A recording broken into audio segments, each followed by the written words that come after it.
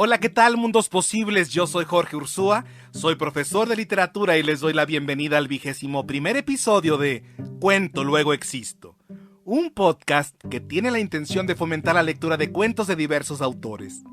Hoy voy a compartirles la lectura en voz alta de un cuento hermoso de la escritora belga Marguerite Yourcenar, titulado ¿Cómo se salvó Wang Fo?, publicado primero en la Revista de París en 1936 y posteriormente antologado en el libro de relatos Cuentos Orientales en 1938. Adentrémonos en los vericuetos de la imaginación.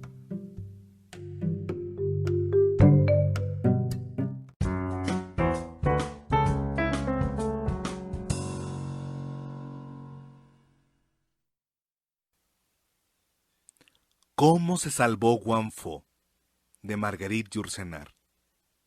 Traducción de María Fortunata Prieto Barral y Emma Calatayud. El anciano pintor Wang Fo y su discípulo Ling erraban por los caminos del reino de Han. Avanzaban lentamente, pues Wang Fo se detenía durante la noche a contemplar los astros y durante el día a mirar las libélulas. No iban muy cargados, ya que Wang Fo amaba la imagen de las cosas y no las cosas en sí mismas, y ningún objeto del mundo le parecía digno de ser adquirido, a no ser pinceles, tarros de laca y rollos de seda o de papel de arroz. Eran pobres, pues Wang Fo trocaba sus pinturas por una ración de mijo y despreciaba las monedas de plata. Su discípulo Ling, doblándose bajo el peso de un saco lleno de bocetos, encorvaba respetuosamente la espalda como si llevara encima la bóveda celeste, ya que aquel saco, a los ojos de Ling, estaba lleno de montañas cubiertas de nieve, de ríos en primavera y del rostro de la luna de verano. Ling no había nacido para correr los caminos al lado de un anciano que se apoderaba de la aurora y apresaba el crepúsculo. Su padre era cambista de oro. Su madre era la hija única de un comerciante de jade que le había legado sus bienes maldiciéndola por no ser un hijo. Ling había crecido en una casa donde la riqueza abolía las inseguridades. Aquella existencia, cuidadosamente resguardada, lo había vuelto tímido. Tenía miedo de los insectos, de la tormenta y del rostro de los muertos. Cuando cumplió 15 años, su padre le escogió una esposa y la eligió muy bella, pues la idea de la felicidad que proporcionaba a su hijo lo consolaba de haber llegado a la edad en que la noche solo sirve para dormir. La esposa de Ling era frágil como un junco, infantil como la leche, dulce como la saliva, salada como las lágrimas. Después de la boda, los padres de Ling llevaron su discreción hasta el punto de morirse, y su hijo se quedó solo en su casa pintada de cinabrio, en compañía de su joven esposa que sonreía sin cesar y de un ciruelo que daba flores rosas cada primavera. Ling amó a aquella mujer de corazón límpido, igual que se ama a un espejo que no se empaña nunca o a un talismán que siempre nos protege. Acudía a las casas de té para seguir la moda y favorecía moderadamente a bailarinas y acróbatas. Una noche, en una taberna, tuvo por compañero de mesa a Wang Fo. El anciano había bebido, para ponerse en un estado que le permitiera pintar con realismo a un borracho. Su cabeza se inclinaba hacia un lado como si se esforzara por medir la distancia que separaba su mano de la taza. El alcohol de arroz desataba la lengua de aquel artesano taciturno, y aquella noche Wang hablaba como si el silencio fuera una pared y las palabras unos colores destinados a embadurnarla.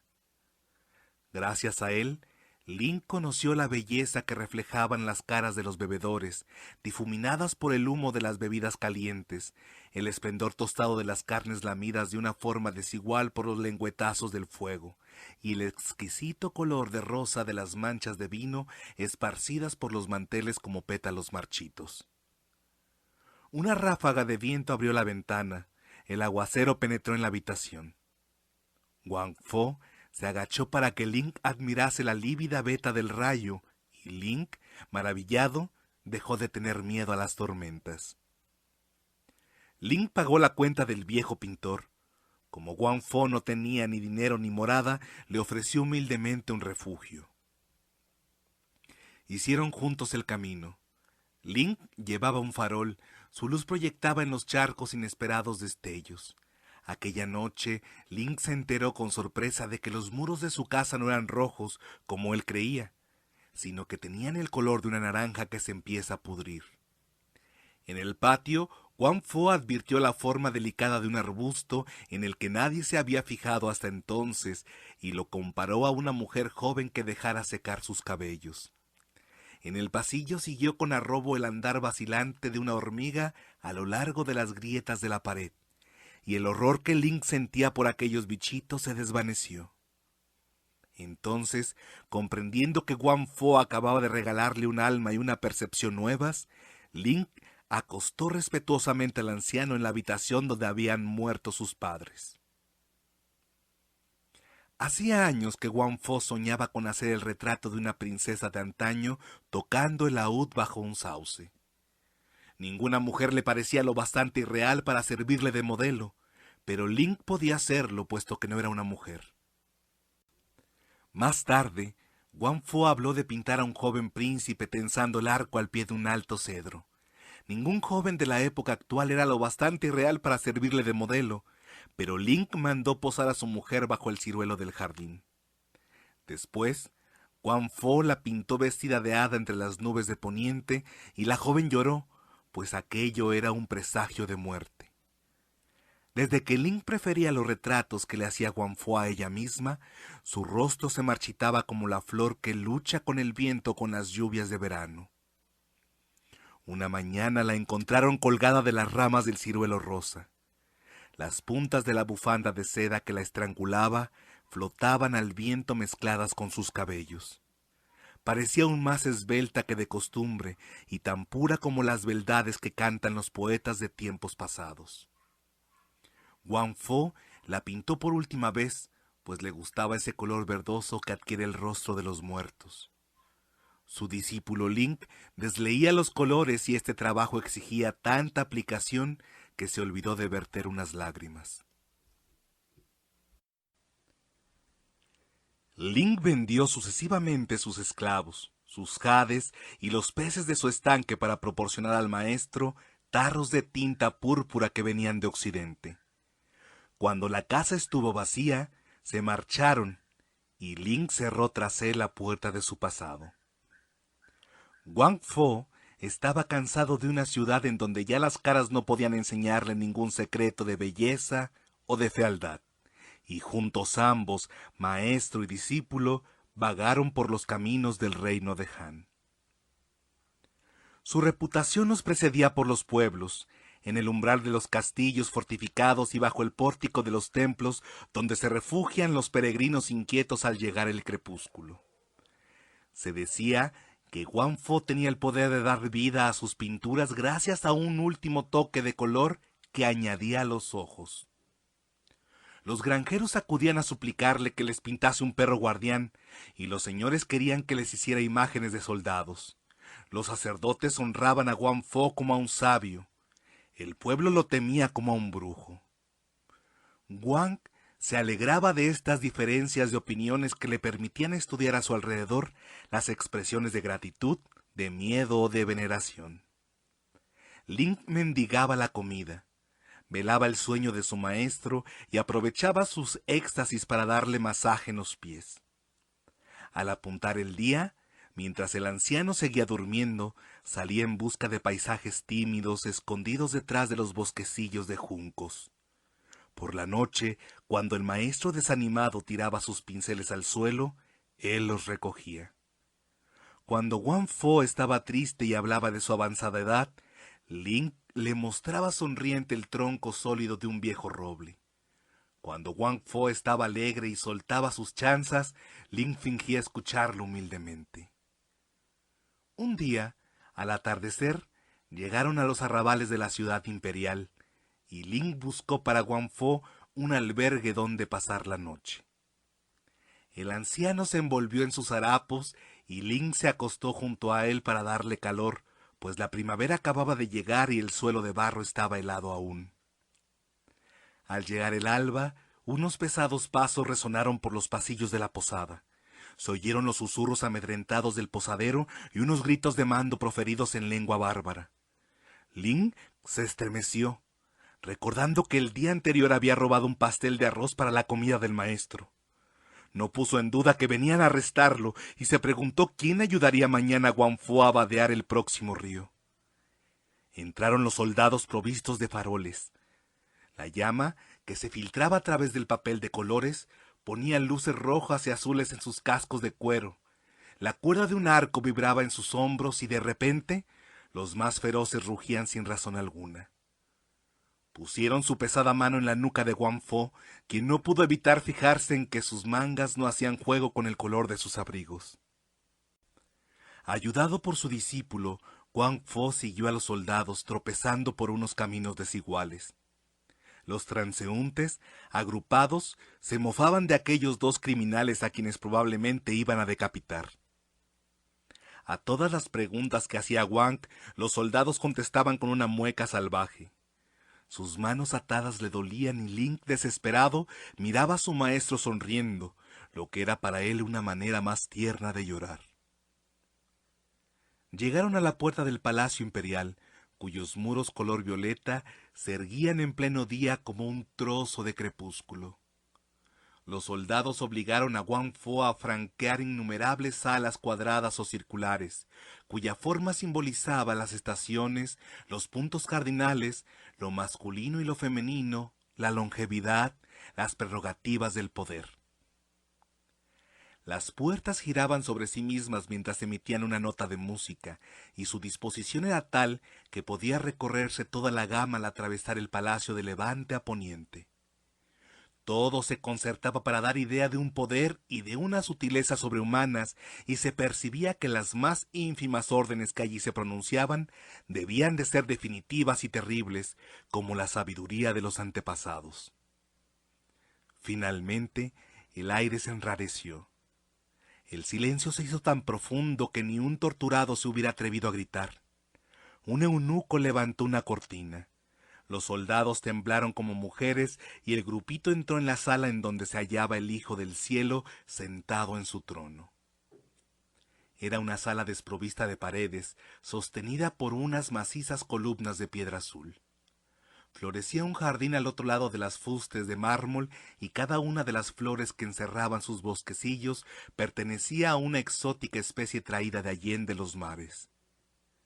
Pero ninguna de ellas tenía perfume, por temor a que la meditación del dragón celeste se viera turbada por los buenos olores. Por respeto al silencio en que bañaban sus pensamientos, ningún pájaro había sido admitido en el interior del recinto y hasta se había expulsado de allí a las abejas. Un alto muro separaba el jardín del resto del mundo, con el fin de que el viento que pasa sobre los perros reventados y los cadáveres de los campos de batalla no pudiera permitirse ni rozar siquiera la manga del emperador. El maestro celeste se hallaba sentado en un trono de jade y sus manos estaban arrugadas como las de un viejo, aunque apenas tuviera 20 años. Su traje era azul para simular el invierno y verde para recordar la primavera. Su rostro era hermoso, pero impasible como un espejo colocado a demasiada altura y que no reflejara más que los astros y el implacable cielo. A su derecha tenía al ministro de los placeres perfectos, y a su izquierda al consejero de los tormentos justos. Como sus cortesanos, alienados al pie de las columnas, aguzaban el oído para recoger la menor palabra que de sus labios escapara, había adquirido la costumbre de hablar siempre en voz baja. «Dragón celeste», dijo Guangfu prosternándose. «Soy viejo, soy pobre y soy débil. Tú eres como el verano, yo soy como el invierno. Tú tienes 10,000 vidas, yo no tengo más que una y pronto acabará. ¿Qué te he hecho yo? Han atado mis manos que jamás te hicieron daño alguno. ¿Y tú me preguntas qué es lo que me has hecho, viejo Guangfu?», dijo el emperador. Su voz era tan melodiosa que daban ganas de llorar. levantó su mano derecha, que los reflejos del suelo de jade transformaban en glauca como una planta submarina, y Wang Fo, maravillado por aquellos dedos tan largos y delgados, trató de hallar en sus recuerdos si alguna vez había hecho del emperador o de sus ascendientes un retrato tan mediocre que mereciese la muerte. Mas era poco probable, pues Wang Fo, hasta aquel momento, apenas había pisado la corte de los emperadores, prefiriendo siempre las chozas de los granjeros, o en las ciudades, los arrabales de las cortesanas y las tabernas del muelle, en las que disputan los estibadores. ¿Me preguntas lo que me has hecho, viejo Wang Fo?, prosiguió el emperador, inclinando su cuello delgado hacia el anciano que lo escuchaba. Voy a decírtelo. Pero como el veneno ajeno no puede entrar en nosotros sino por nuestras 9 aberturas, para ponerte en presencia de tus culpas, deberé recorrer los pasillos de mi memoria y contarte toda mi vida.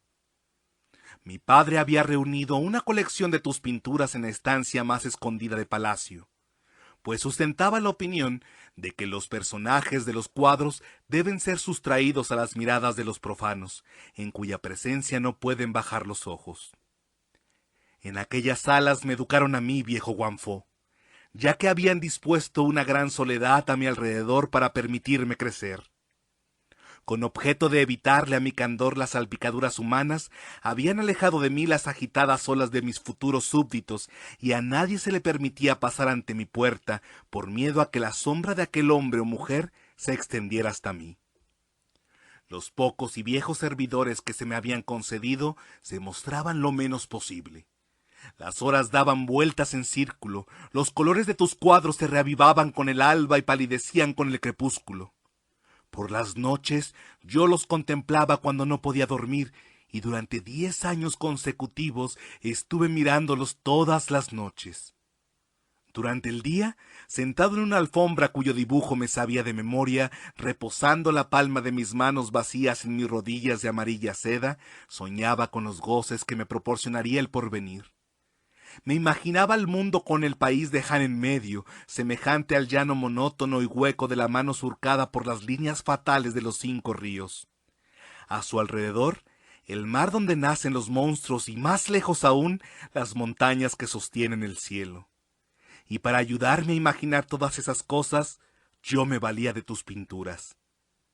Me hiciste creer que el mar se parecía a la vasta capa de agua extendida en tus telas, tan azul que una piedra al caer no puede por menos de convertirse en zafiro, que las mujeres se abrían y se cerraban como las flores, semejantes a las criaturas que avanzan empujadas por el viento por los senderos de tus jardines, y que los jóvenes guerreros de delgada cintura que velan en las fortalezas de las fronteras eran como flechas que podían traspasarnos el corazón. A los 16 años, vi abrirse las puertas que me separaban del mundo. Subí a la terraza del palacio para mirar las nubes, pero eran menos hermosas que las de tus crepúsculos. Pedí mi litera, sacudido por los caminos cuyo barro y piedras yo no había previsto. Recorrí las provincias del imperio sin hallar tus jardines llenos de mujeres parecidas a luciérnagas, aquellas mujeres que tú pintabas y cuyo cuerpo es como un jardín. Los guijarros de las orillas me asquearon de los océanos.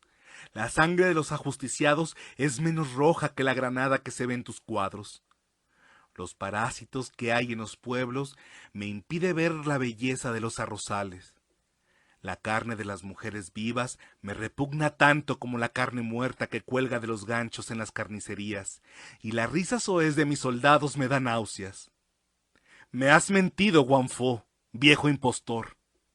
El mundo no es más que un amasijo de manchas confusas, lanzadas al vacío por un pintor insensato, borradas sin cesar por nuestras lágrimas.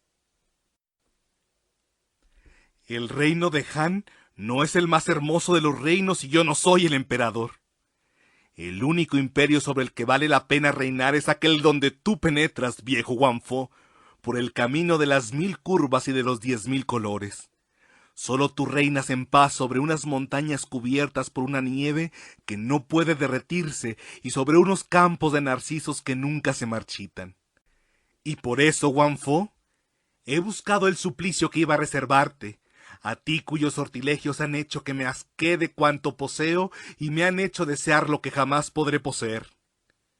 Y para encerrarte en el único calabozo de donde no vas a poder salir, he decidido que te quemen los ojos, ya que tus ojos, Guanfo, son las 2 puertas mágicas que abren tu reino, y puesto que tus manos son los 2 caminos divididos en 10 bifurcaciones que te llevan al corazón de tu imperio, he dispuesto que te corten las manos. ¿Me has entendido, viejo Guanfo? Al escuchar esta sentencia, el discípulo Link se arrancó del cinturón un cuchillo mellado y se precipitó sobre el emperador. 2 guardias lo apresaron. El Hijo del Cielo sonrió y añadió con un suspiro: Y te odio también, viejo Guanfo, porque has sabido hacerte amar. ¡Matad a ese perro! Link dio un salto para evitar que su sangre manchase el traje de su maestro. Uno de los soldados levantó el sable y la cabeza de Link se desprendió de su nuca, semejante a una flor tronchada. Los servidores se llevaron los restos y Guanfo, desesperado, admiró la hermosa mancha escarlata que la sangre de su discípulo dejaba en el pavimento de piedra verde. El emperador hizo una seña y 2 eunucos limpiaron los ojos de Guanfo. «Óyeme, viejo Guanfo», dijo el emperador, «y seca tus lágrimas, pues no es el momento de llorar. Tus ojos deben permanecer claros, con el fin de que la poca luz que aún les queda no se empañe con tu llanto. Ya que no deseo tu muerte solo por rencor, ni solo por crueldad quiero verte sufrir. Tengo otros proyectos, viejo Guanfo. Poseo, entre la colección de tus obras, una pintura admirable en donde se reflejan las montañas, el estuario de los ríos y el mar. Infinitamente reducidos, es verdad, pero con una evidencia que sobrepasa a la de los objetos mismos, como las figuras que se miran a través de una esfera. Pero esta pintura se halla inacabada, Guanfo, y tu obra maestra no es más que un esbozo. Probablemente, en el momento en que la estabas pintando, sentado en un valle solitario, te fijaste en un pájaro que pasaba o en un niño que perseguía al pájaro.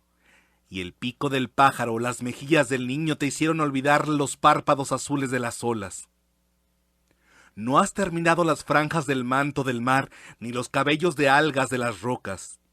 Guanfo, quiero que dediques las horas de luz que aún te quedan a terminar esta pintura, que encerrará de esta suerte los últimos secretos acumulados durante tu larga vida.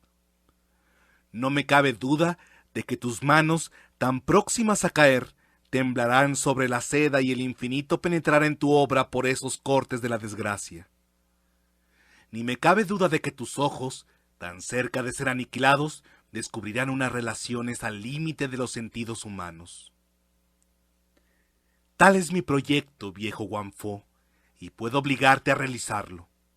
Si te niegas, antes de cegarte quemaré todas tus obras y entonces serás como un padre cuyos hijos han sido todos asesinados y destruidas sus esperanzas de posteridad.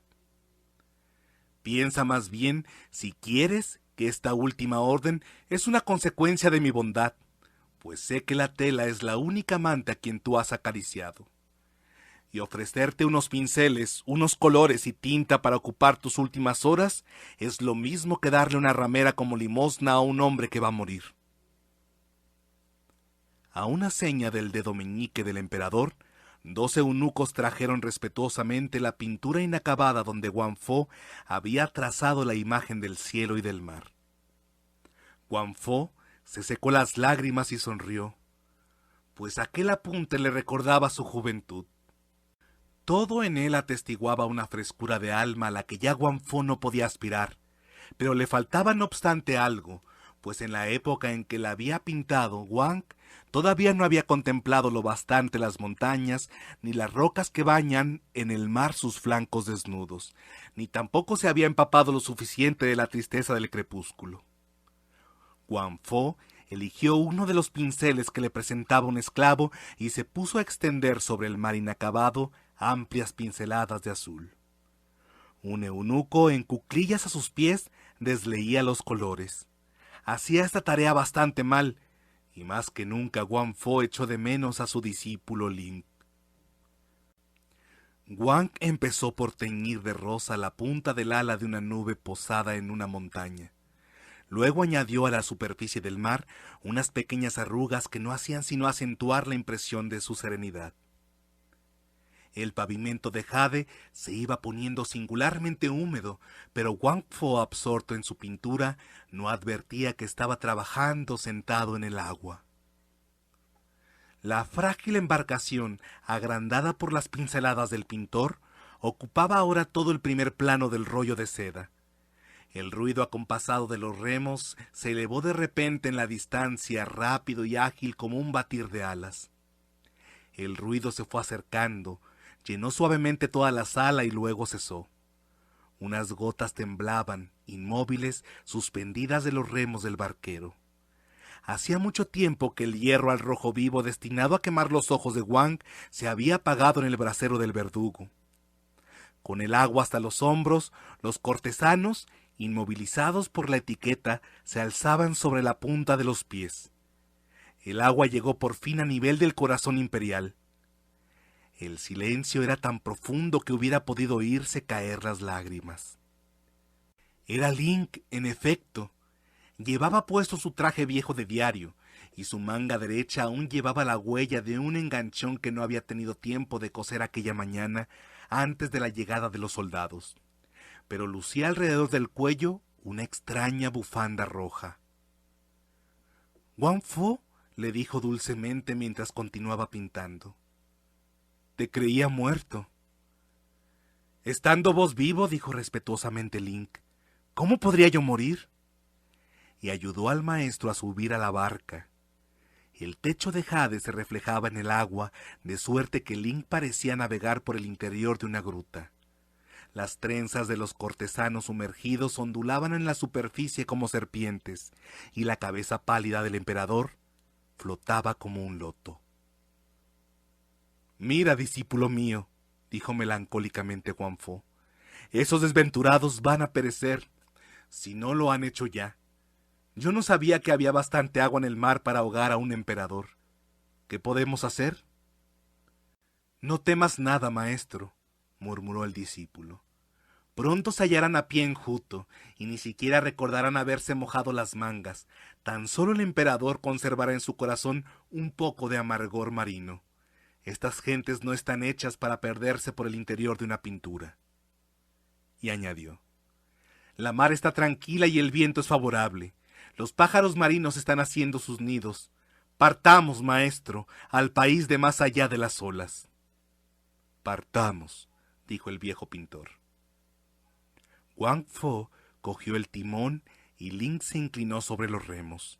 La cadencia de los mismos llenó de nuevo toda la estancia, firme y regular como el latido de un corazón.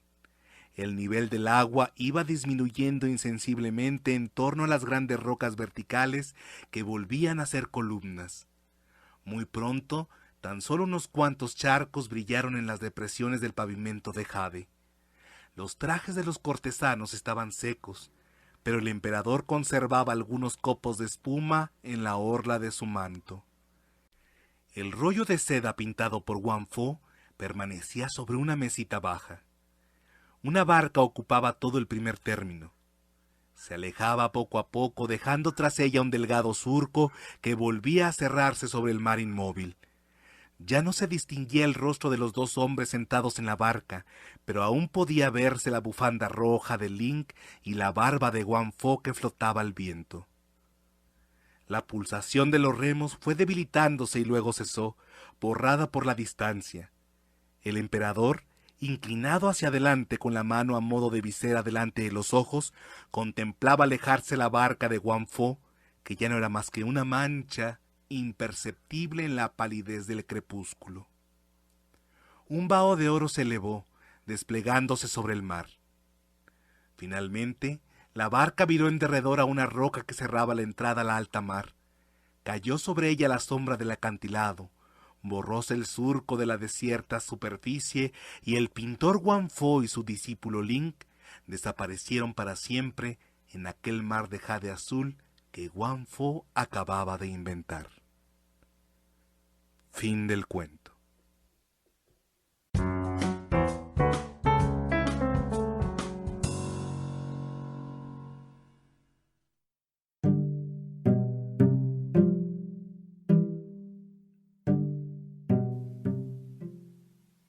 Gracias por acompañarme en este episodio de Cuento Luego Existo. Espero que haya sido de tu agrado. Si te gustó este podcast, te invito a que lo compartas y si tienes alguna sugerencia para próximos episodios, escríbeme a luegoexistocuento@gmail.com. Sígueme también en redes sociales, en Facebook e Instagram como Cuento Luego Existo. En el siguiente episodio profundizaremos en el cuento Cómo se salvó Wang Fo, así como en la vida de la escritora belga Marguerite Yourcenar. Te invito a que me sigas en los laberintos de la imaginación para que podamos seguir existiendo en las palabras. Hasta la próxima.